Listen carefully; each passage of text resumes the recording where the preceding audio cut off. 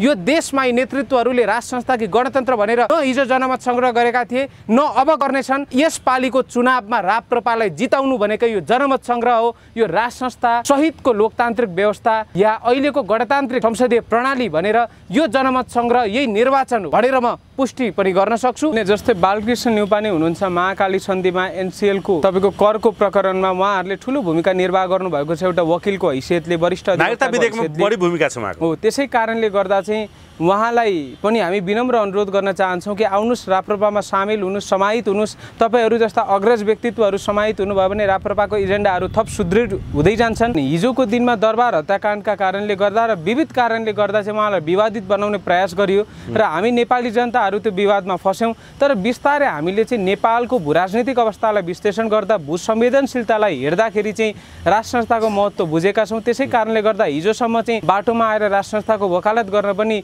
निकै कठिन भएको, ज्यान जाला कि भन्ने डर हुन्छ। रविन्द्र मिश्रजलले हिजोसम्म चाहिँ वैकल्पिक शक्ति विवेकशील साझा पार्टी स्थापना गर्नुभएको थियो, गणतन्त्र नै अबको विकल्प हो भनेर अगाडि बढ्नु भएको थियो। उहाँ आफैले चाहिँ कोर्स करेक्सन गरेर आज राज संस्थाको वकालत गरिरहनु भएको छ, हिन्दू बौद्ध राष्ट्रको र सङ्घीयता खारेजीको वकालत गरिरहनु भएको छ। यसले के पुष्टि गर्दछ भने नेपालको भूराजनैतिक अवस्थालाई विश्लेषण गर्दा, नेपालको इतिहासलाई तपाईँको हेर्दाखेरि विश्लेषण गर्दाखेरि राज संस्था यो देशको लागि अपरिहार्य छ। उहाँहरू सचेत भइरहेका छन्, हामी हिजोको दिनमा गलत रहेछौँ, हामी चाहिँ भ्रमित भएछौँ नेतृत्वहरू मार्फत। उहाँहरू आफै विदेशी शक्तिहरू जसले चाहिँ यो देशमा आफ्नो आधिपत्य कायम गर्न चाहन्थे, उहाँहरूको अधीनमा तपाईँको राख्नका निमित्त नेताहरूलाई भ्रमित गरेका रहेछन् भन्ने कुरा चाहिँ नेपाली जनताले बुझ्नु भएको छ। त्यसै कारणले गर्दा आज नेपालका नेताहरू नेतृत्वदायी भूमिका निर्वाह गरिरहेका पात्रहरू सशङ्कित छन्। नागरिक आयोग गठन गरेर सम्पत्ति छानबिन गरौँ र दुरुपयोग भएको हिजोको दिनमा चाहिँ तपाईँको त्यो दुरुपयोग गरेर चाहिँ आर्जन गरिएको सम्पत्तिलाई राष्ट्रियकरण गरौँ भन्ने मुद्दा त 5 वर्षदेखि हामी आवाज उठाइरहेका छौँ।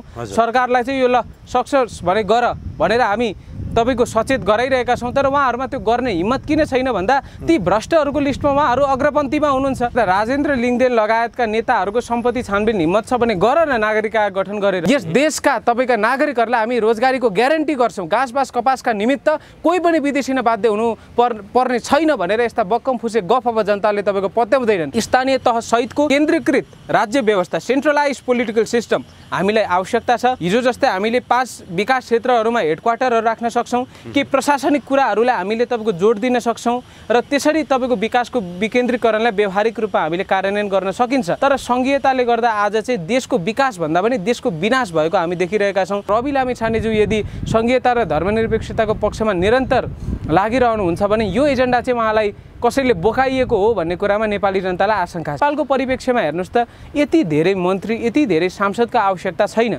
यसलाई प्रशासनिक तहमा लिएर जाउँ तर राजनैतिक तहमा खारेज गरौँ र हिजोकै 5 विकास क्षेत्र कायम गरौँ भन्ने जुन हाम्रो अवधारणा छ, यो 1-2 जना व्यक्ति या एउटा पार्टीको अवधारणा होइन, देशभक्त नेपाली नागरिकहरूको अवधारणा हो, जसलाई चाहिँ राजा महेन्द्र वीरेन्द्रले सुरु गर्नुभएको थियो।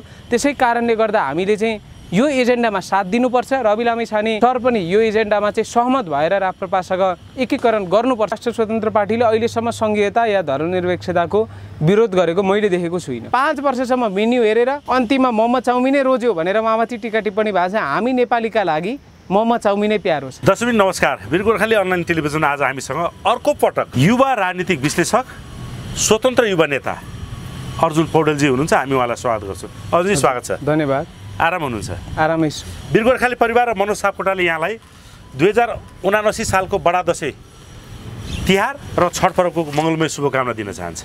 हस्, धेरै धेरै धन्यवाद हजुरको टिमलाई, हजुरको टेलिभिजनलाई र देश विदेशमा छरिएर बस्नुभएका सम्पूर्ण नेपाली नागरिकलाई बडा दशैं तिहार र छठको पावन अवसरमा हार्दिक मङ्गलमय शुभकामना व्यक्त गर्दछु।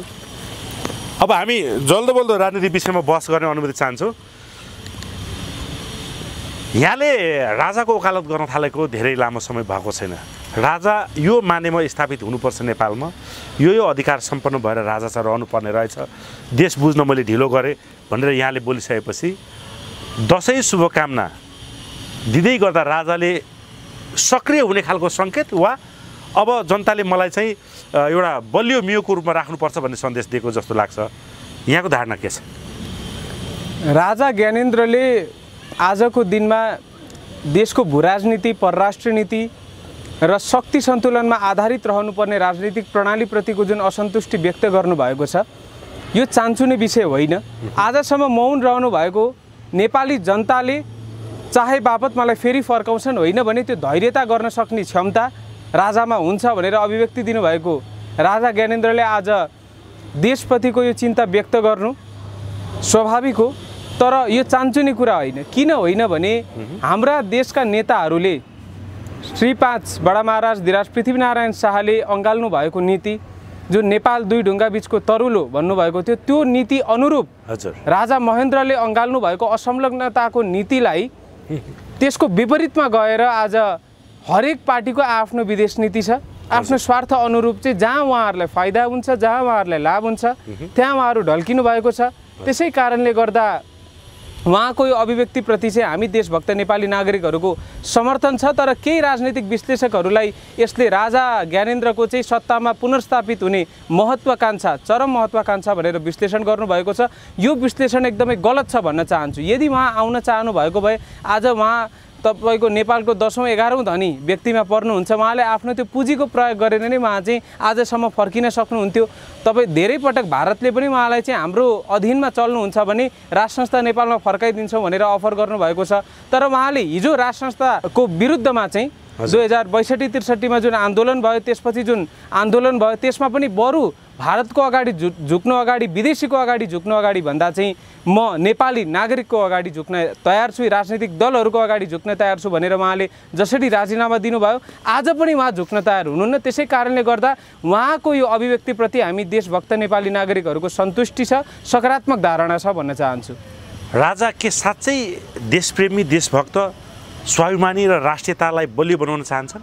हजुर, पक्कै पनि। हिजोको दिनमा दरबार हत्याकाण्डका कारणले गर्दा र विविध कारणले गर्दा चाहिँ उहाँलाई विवादित बनाउने प्रयास गरियो र हामी नेपाली जनताहरू त्यो विवादमा फस्यौँ। तर बिस्तारै हामीले चाहिँ नेपालको भूराजनीतिक अवस्थालाई विश्लेषण गर्दा, भू संवेदनशीलतालाई हेर्दाखेरि चाहिँ राज संस्थाको महत्त्व बुझेका छौँ। त्यसै कारणले गर्दा हिजोसम्म चाहिँ बाटोमा आएर राज संस्थाको वकालत गर्न पनि निकै कठिन भएको थियो।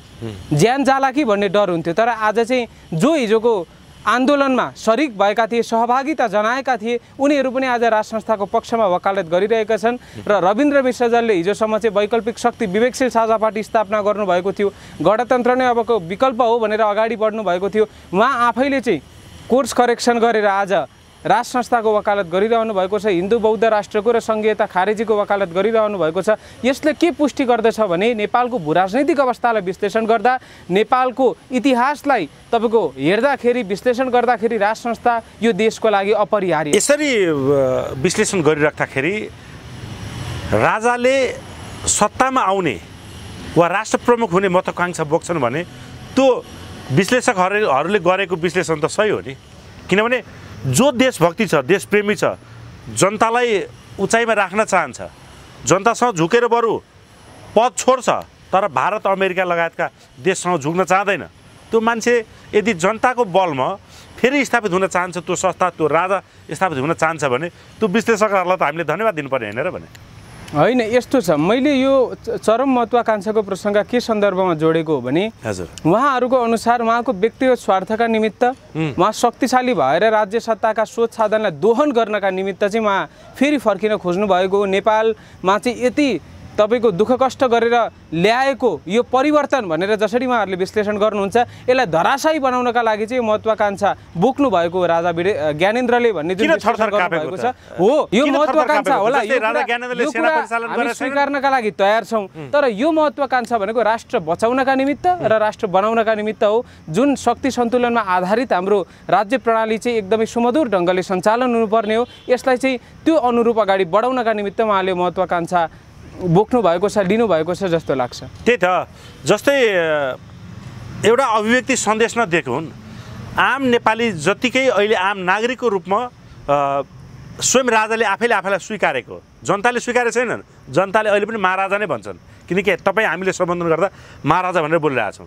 उहाँले आफैलाई चाहिँ जनताको कित्तामा राखेर देशको भलोको लागि बोलिदिँदाखेरि टाउको किन दुखेको होला यो नेताहरू, यो राजनीतिक विश्लेषकहरूको? होइन, टाउको किन दुखेको छ भन्दा उहाँहरूले सर्वहारा वर्गको मुक्ति, समावेशिता, समानुपातिक भनेर चाहिँ अगाडि आउनुभयो। जनतालाई चाहिँ अब राज संस्थाको आवश्यकता देखिएको छैन, राज संस्थाले अब यो देशको हित गर्न सक्दैन भनेर जनतालाई जसरी विदेशीको सहयोगमा चाहिँ भ्रमित गरेर यो आन्दोलन अगाडि बढाइयो, यसको विरुद्धमा चाहिँ आज जनताहरू सचेत भइरहेका छन्। हामी हिजोको दिनमा गलत रहेछौँ, हामी चाहिँ भ्रमित भएछौँ नेतृत्वहरू मार्फत। उहाँहरू आफै विदेशी शक्तिहरू जसले चाहिँ यो देशमा आफ्नो आधिपत्य कायम गर्न चाहन्थे, उहाँहरूको अधीनमा तपाईँको राख्नका निमित्त नेताहरूलाई भ्रमित गरेका रहेछन् भन्ने कुरा चाहिँ नेपाली जनताले बुझ्नु भएको छ। त्यसै कारणले गर्दा आज नेपालका नेताहरू नेतृत्वदायी भूमिका निर्वाह गरिरहेका पात्रहरू सशङ्कित छन्, किनकि बिस्तारै जनताले पनि हामीबाट फ्रस्ट्रेसन भइरहेको छ, फ्रस्ट्रेट भएर गइरहेका छन् र राजाले पनि अब चाहिँ हाम्रा चाहिँ पोलहरू खोल्नु यो चाहिँ निकै तपाईँको एउटा गम्भीर विषय हो।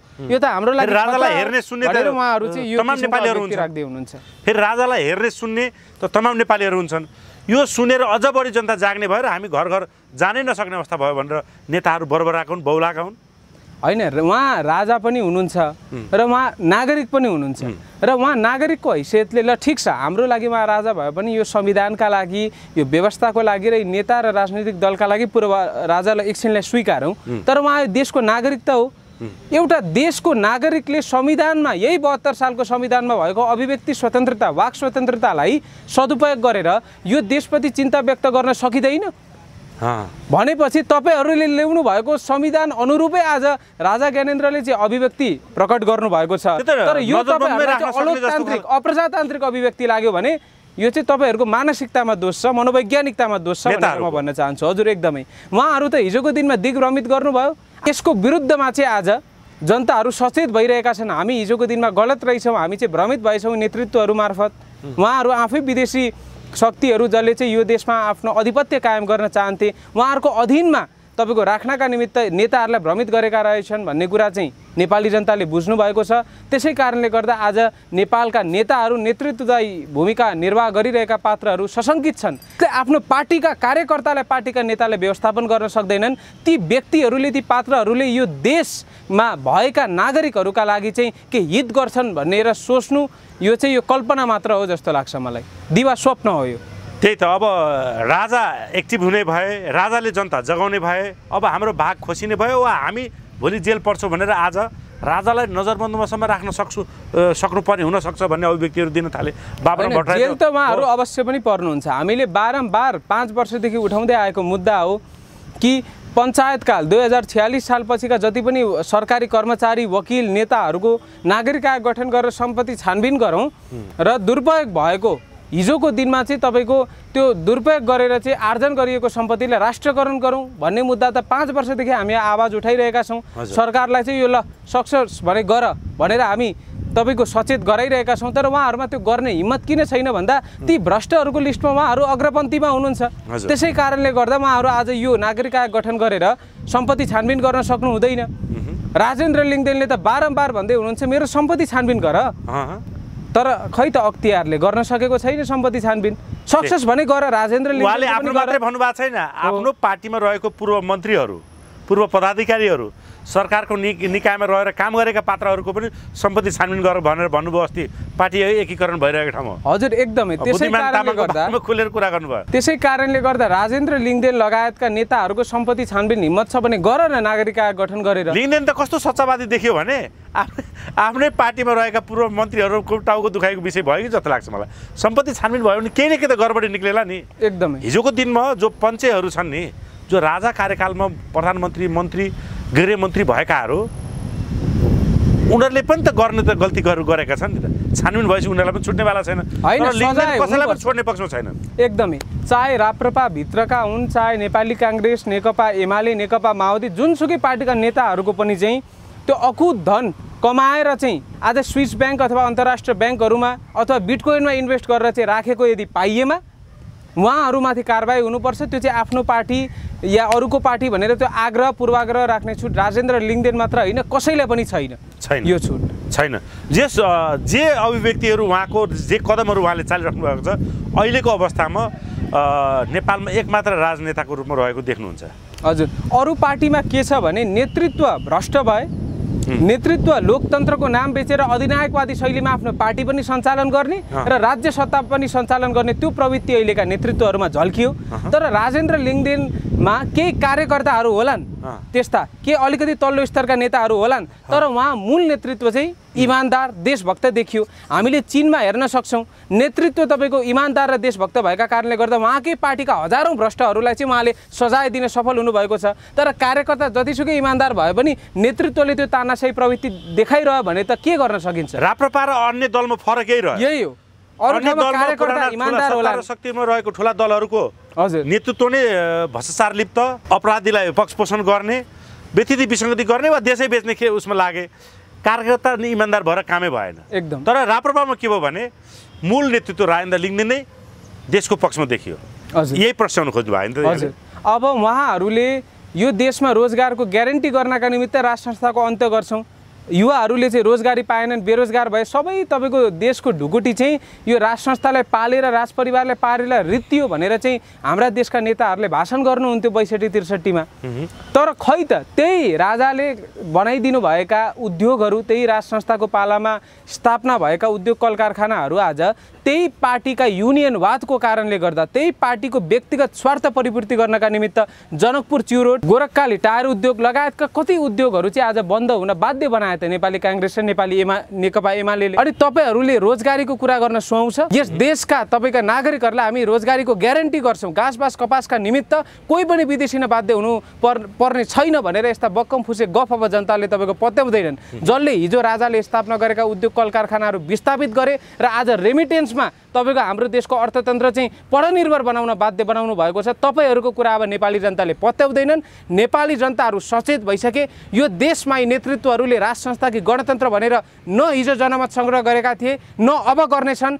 यसपालिको चुनावमा राप्रपालाई जिताउनु भनेको यो जनमत सङ्ग्रह हो। यो राज संस्था सहितको लोकतान्त्रिक व्यवस्था या अहिलेको गणतान्त्रिक संसदीय प्रणाली भनेर यो जनमत सङ्ग्रह यही निर्वाचन हो भनेर म पुष्टि पनि गर्न सक्छु र म जानकारी पनि गराउन चाहन्छु। त्यसै कारणले गर्दा जो कोही पनि राज संस्थाको पक्षमा हुनुहुन्छ, जो कोही पनि वैदिक सनातन धर्म सापेक्ष राष्ट्रको पक्षमा हुनुहुन्छ, जो कोही पनि सङ्घीयता खारेजीको पक्षमा हुनुहुन्छ, जो कोही पनि अबका नेताहरूको सम्पत्ति छानबिन गर्नुपर्छ र गलत रूपमा कमाइएको छ भने कडाभन्दा कडा सजाय दिनुपर्छ भन्ने यो अवधारणामा विश्वास राख्नुहुन्छ, उहाँहरूको लागि यो सुनौलो अवसर हो। यो निर्वाचन होइन, यो जनमत सङ्ग्रह हो। यो जनमत सङ्ग्रहमा भ्रष्टलाई जिताउने कि देशभक्तलाई जिताउने भन्ने जनमत सङ्ग्रह हो। राज संस्था सहितको लोकतान्त्रिक व्यवस्था ल्याउने या अहिले नै विदेशीहरूद्वारा परिचालित, विदेशीहरूको स्वार्थ परिपूर्ति गर्नका निमित्त गठित अहिलेको यो सरकारलाई निरन्तरता दिने भन्ने जनमत सङ्ग्रह हो। राप्रपालाई भोट हाल्नुहुन्छ भने तपाईँको जनमत सङ्ग्रहको भोट राज संस्था सहितको लोकतान्त्रिक व्यवस्थाको पक्षमा जान्छ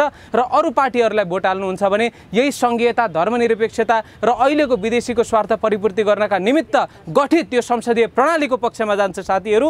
त्यसै कारणले गर्दा यो जनमत सङ्ग्रहमा, यो निर्वाचन नामको तर व्यवहारको जनमत सङ्ग्रहमा राप्रपाले मत हाल्न म विनम्र अनुरोध गर्न चाहन्छु। लिङ्गदेनको कारण है यो? लिङ्गदेनकै कारण। हिजो कमल थापा जसले चाहिँ गाई बेचे, कमल थापा जसले चाहिँ राज संस्थाको वकालत गरेर संसदमा अलिकति सिट जित्ने बित्तिकै त्यही गणतन्त्रको सरकारसँग चाहिँ सरकारमा सामेल भएर परराष्ट्र मन्त्री भएर संविधानलाई सर्वोत्कृष्ट भनेर व्याख्या गरेर त्यही गणतन्त्रको छाप पासपोर्टमा लाएर देश विदेश भ्रमण गरे।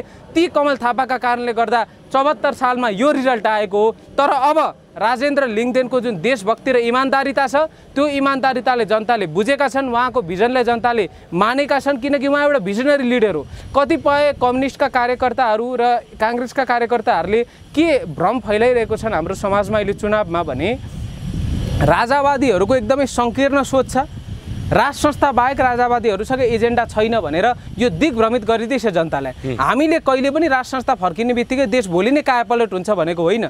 यो देशमा विकास गर्नका निमित्त नीति निर्माण गर्ने भनेको जनप्रतिनिधिले नै हो। यो देशमा विभिन्न तपाईँका एजेन्डाहरूलाई चाहिँ कार्यान्वयन गर्ने भनेको जनप्रतिनिधिले नै हो। जसरी बेलायतमा हामी देख्न सक्छौँ, स्पेनमा हामी देख्न सक्छौँ, तपाईँको फिनल्यान्डमा हामी देख्न सक्छौँ, नर्वेमा हामी देख्न सक्छौँ, त्यो किसिमको हामीले राज संस्था देशमा खोजेका थियौँ र अझै पनि हामीले खोजिरहेका छौँ र त्यो अभिभावकीय भूमिका निर्वाह गर्ने राज संस्था हामीलाई आवश्यकता छ। त्यो सँगसँगैको लोकतान्त्रिक व्यवस्था जहाँ चाहिँ जनताले नै विकास गर्ने हो, जनताले देश बचाउने हो, त्यसमा चाहिँ हामी राजासँग राज संस्थासँग सहकार्य गर्छौँ। यो नै बिपीको विचार हो। अब यहाँले बिपीको विचार भनिहाल्नुभयो। बिपी जस्तै गरी आफूलाई परिवर्तन गरेर आएको पनि अघि एउटा सानो अभिव्यक्ति दिन्छु रविन्द्र मिश्रको बारेमा। अर्जुनजी एउटा कुरा भनिदिनुहोस्, तपाईँ आज निकै उत्साहित र एउटा आशा पलाएको जस्तो देखेर आउनु भएको छ, तपाईँमा त्यो चमक पनि देखिन्छ। राजाको सम्बोधन भोलिपल्ट रविन्द्र मिश्रको पार्टी एकीकरण राप्रपासँग, पर्सिपल्ट रविन्द्र मिश्रको चुनावी घोषणा जस्तै काठमाडौँ क्षेत्रबाट लड्ने। साथसाथै अब के छ, राप्रपा 2 गुणा बलियो भएको हो त अहिले, राजेन्द्र लिङ्गदेन बलिएको हो नि त रविन्द्र मिश्रको साथले, कि अझै आवश्यकता छ जस्तै रवि लामिछाने, बालकृष्ण न्यौपाने, डाक्टर सुरेन्द्र भण्डारी लगायतका राष्ट्रवादीहरू अहिले पनि विचलित भएर चाहिँ आफ्नो आफ्नो एजेन्डा बोकेर चुनावी माहौल होमिरहेको देखिन्छ। मलाई स्पष्ट के पारिदिनुहोस् भने तपाईँको यो उत्साह रविन्द्र मिश्र आएर छ, अब को आएपछि अझै थपिन्छ? होइन, जस्तै बालकृष्ण न्यौपाने हुनुहुन्छ महाकाली सन्धिमा एनसिएलको तपाईँको करको प्रकरणमा उहाँहरूले ठुलो भूमिका निर्वाह गर्नुभएको छ, एउटा वकिलको हैसियतले, वरिष्ठ नागरिकता विधेयकमा बढी भूमिका छ उहाँको। हो, त्यसै कारणले गर्दा चाहिँ उहाँलाई पनि हामी विनम्र अनुरोध गर्न चाहन्छौँ कि आउनुहोस्, राप्रपामा सामेल हुनुहोस्, समाहित हुनुहोस्। तपाईँहरू जस्ता अग्रज व्यक्तित्वहरू समाहित हुनुभयो भने राप्रपाको एजेन्डाहरू थप सुदृढ हुँदै जान्छन् र ती भिजनहरूलाई कार्यान्वयन गर्न पनि मद्दत पुग्नेछ भन्ने कुरामा हामी विश्वस्त छौँ। र रवि लामिछाने सरको सन्दर्भमा उहाँले उठाउनुभएका विकासका एजेन्डाहरूप्रति हामी सहमत छौँ, तर जुन सङ्घीयता र धर्मनिरपेक्षताको पक्षमा उहाँले आफ्नो अभिव्यक्ति प्रकट गर्नुभएको छ, यसको पक्षमा देशभक्त नेपाली नागरिकहरू छैनन्, किनकि सङ्घीयता यो देशको आवश्यकता होइन। यति सानो देशमा चाहिँ हामीले हिजोकै 5 विकास क्षेत्र कायम गरेर, हिजोकै 14 अञ्चल 75 जिल्ला कायम गरेर हामीले अधिकार सम्पन्न स्थानीय तह सहितको केन्द्रीकृत राज्य व्यवस्था, सेन्ट्रलाइज पोलिटिकल सिस्टम हामीलाई आवश्यकता छ। बरु तपाईँको त्यो हिजो जस्तै हामीले 5 विकास क्षेत्रहरूमा हेडक्वार्टरहरू राख्न सक्छौँ कि प्रशासनिक कुराहरूलाई हामीले तपाईँको जोड दिन सक्छौँ र त्यसरी तपाईँको विकासको विकेन्द्रीकरणलाई व्यावहारिक रूपमा हामीले कार्यान्वयन गर्न सकिन्छ। तर सङ्घीयताले गर्दा आज चाहिँ देशको विकासभन्दा पनि देशको विनाश भएको हामी देखिरहेका छौँ। मध्य प्रदेश तपाईँको भारतको स्वार्थ परिपूर्ति गर्नका निमित्त चाहिँ जसरी त्यहाँका नेताहरूलाई परिचालित गरिएको छ, त्यहाँ प्रयोग गरिएको छ मध्य प्रदेश टुक्राउनका निमित्त, र अर्कोतिर चाहिँ जसरी तपाईँको आज चाहिँ सङ्घीयताको नाममा चाहिँ जातीय यो तपाईँको एउटा साम्प्रदायिक एउटा विभाजन क्रिएट गर्न खोजिएको छ। त्यसै कारणले गर्दा नेपालको सन्दर्भमा, नेपालको परिप्रेक्ष्यमा सङ्घीयता घातक छ र धर्मनिरपेक्षताको सवालमा जसरी युरोपियन युनियनले आज लामो समयदेखि, म भन्छु राज संस्थाको अन्त्य भएदेखि तपाईँको इसाईकरणको मिसन पोलिटिकली सञ्चालन गरेको छ, कि बाध्य बनाएर कि लोभ देखाएर जसरी तपाईँको हिन्दूलाई, विशेष गरी म त भन्छु किराँती धर्ममाथि र बौद्ध धर्ममाथि जसरी प्रहार भइरहेको छ, धर्म परिवर्तन गराइरहेका छन्, यसको विरुद्धमा चाहिँ हामीहरू सशक्त ढङ्गले अगाडि आउन आवश्यक छ। र यसका लागि चाहिँ हामीले वैदिक सनातन धर्म सापेक्ष राष्ट्र कायम गर्न आवश्यक छ जस्तो लाग्छ। यो भन्दैमा अरू धर्मप्रति हामीले चाहिँ रेस्पेक्ट नगरेको होइन, असम्मान व्यक्त गर्न खोजेको होइन, किनकि हामी मुस्लिम धर्म या हजुरको इस्लाम र क्रिस्चियनिटी जुन दुईटा छ, यो दुईटा धर्मलाई पनि हामीले सम्मान गर्छौँ। उहाँहरूले पनि स्वतन्त्र भएर मनाउन त्यो अधिकार, या कोही आफ्नो व्यक्तिको स्वयं इच्छा भएमा उहाँहरूको चाहिँ यो चेतनाका कारणले गर्दा धर्म परिवर्तन गर्न चाहनुहुन्छ भने उहाँहरूलाई छुट हुन्छ।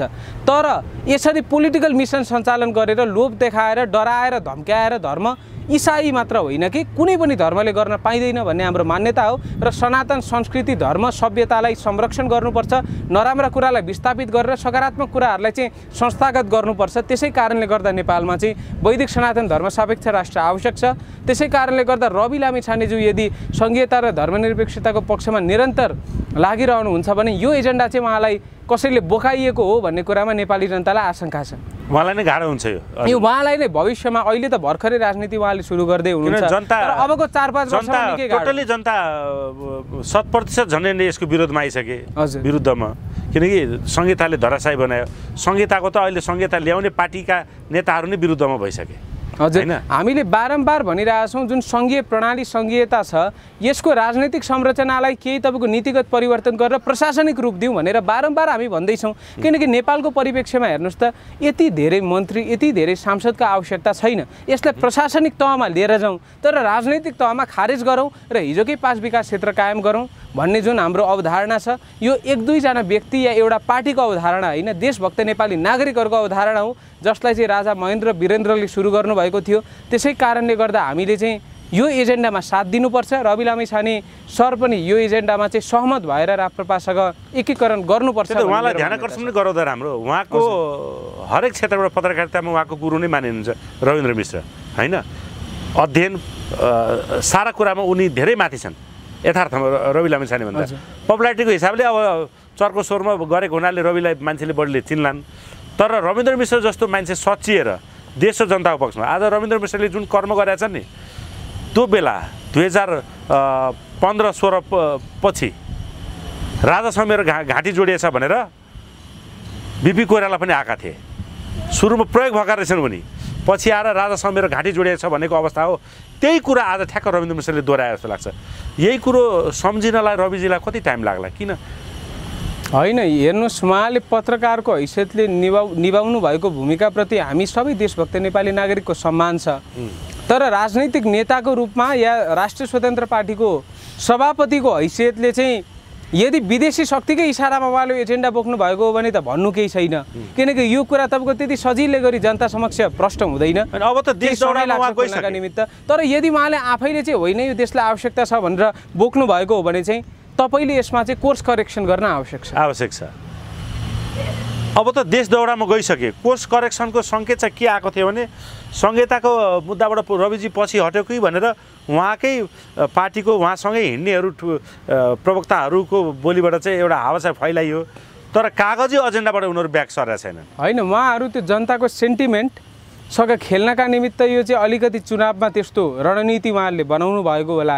तर औपचारिक रूपमा राष्ट्रिय स्वतन्त्र पार्टीले अहिलेसम्म सङ्घीयता या धर्मनिरपेक्षताको विरोध गरेको मैले देखेको छुइनँ। जस्तै झापा 3बाट राजेन्द्र लिङ्गदेनले आफ्नो उम्मेदवारी घोषणा गरिसक्नु भएको छ, जुम्लाबाट ज्ञानेन्द्र साईले गरिसक्नु भएको छ, काठमाडौँ 1बाट रविन्द्र मिश्रले पनि गरिसके, वैकल्पिक युवा शक्तिको रूपमा उदाउँदै गरेका यिनीहरू। रवि लामिछाने चाहिँ खोजिराख्नु भएको छ अझै क्या, काठमाडौँ 2, काठमाडौँ 3, चितवन 3 खालको अब झापाको पनि कुरा आएको छ। किन होला यो सुरक्षित ठाउँ खोजिरहेको उहाँले? खै अब उहाँहरूको पार्टीको आन्तरिक रणनीति के हो मलाई थाहा छैन। तर मेरो विचारमा चाहिँ उहाँले चाहिँ सकभर जहाँबाट जित सुनिश्चित हुन्छ त्यहाँबाटै लडौँ भनेर अझै पनि यो निर्णय लिइसक्नु भएको छैन जस्तो लाग्छ मलाई।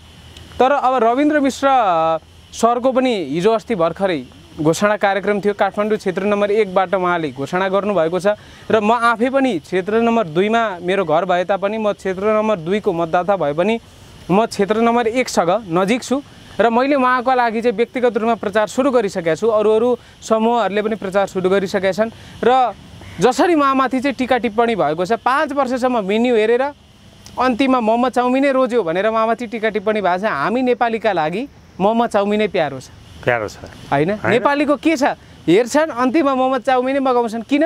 त्यही मोमो प्यारो, त्यही चाउमिन प्यारो छ। त्यसै कारणले गर्दा तपाईँहरूले जसरी उहाँका विरुद्धमा विष प्रमाण गरे पनि उहाँ कोर्स करेक्सन गरेर आफ्नो हिजोको गल्तीप्रति आत्मग्लानी गरेर आत्मचिन्तन गरेर उहाँले आज अगाडि आउनु भएको छ। राष्ट्र संस्थाको पक्षमा धर्मनिरपेक्षता र सङ्घीयताको विरुद्धमा उहाँ जसरी आज आउनुभएको छ, हाम्रो समर्थन रहेको छ र रविन्द्र मिश्रलाई यसपालि हामी जिताउन चाहिँ जति सक्दो प्रयास हामी गर्नेछौँ। तर राजेन्द्र लिङ्गदेन र रविन्द्र मिश्रको एकतालाई चाहिँ राष्ट्रवादीहरूबाटै केही शक्तिहरूले नरुचाइएको देख्यो। जस्तै बालकृष्ण न्यौपानेले चाहिँ हिजो बिच नै ओकल्नु भयो क्या।